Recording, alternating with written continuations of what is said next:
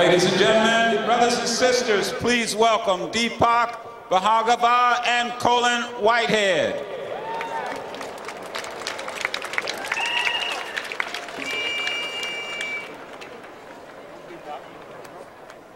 I'm here with Deepak Bhargava, and he is working hard to improve the lives of the poor and working class people.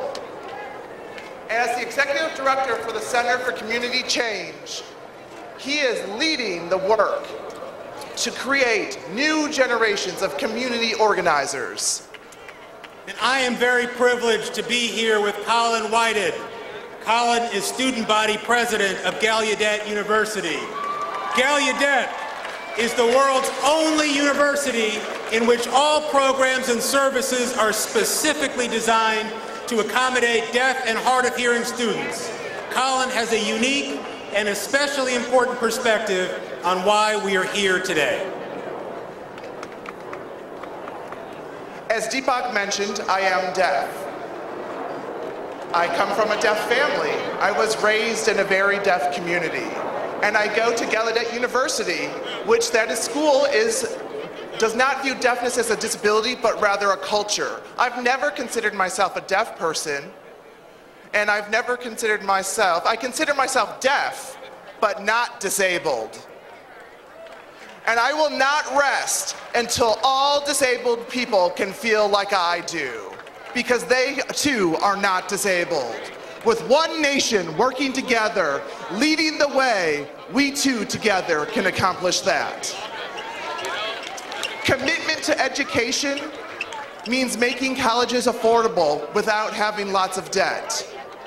Increase access to higher education by having decreased affordability and depending on the resources of loans. And making sure that people have equal access to affordable resources and high quality resources and public education throughout their life, from elementary school through college.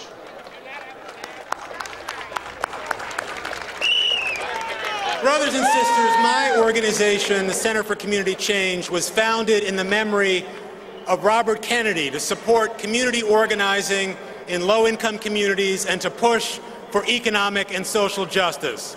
Community organizing is more important than ever. Do you agree? The last few months in America have been rough. We are at a turning point, and we have to answer some questions. America, how big is our heart? Do we have room for everyone? Are we one nation working together or two Americas at war with each other? Some say that our best days are behind us, that we can't afford the values that made us great: compassion, inclusion, a commitment to the common good. But I believe that America's heart is very big, and that that's a big part of our history as a country. Our nation lifted millions of seniors out of poverty with Social Security. The United States of America has a long history of welcoming immigrants and refugees from all over the world into our communities and into our hearts. We created a land-grant university system and world-class schools.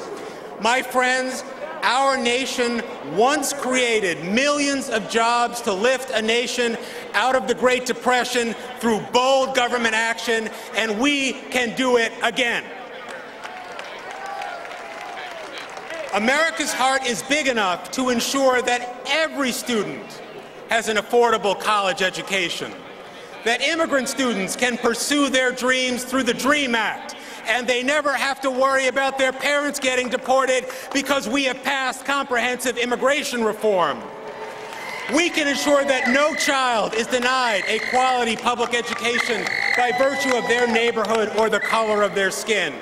Our heart is big enough to afford increased federal support to institutions of higher education that provide opportunities to underserved communities, including women's institutions, historically black colleges and universities, and Hispanic-serving institutions.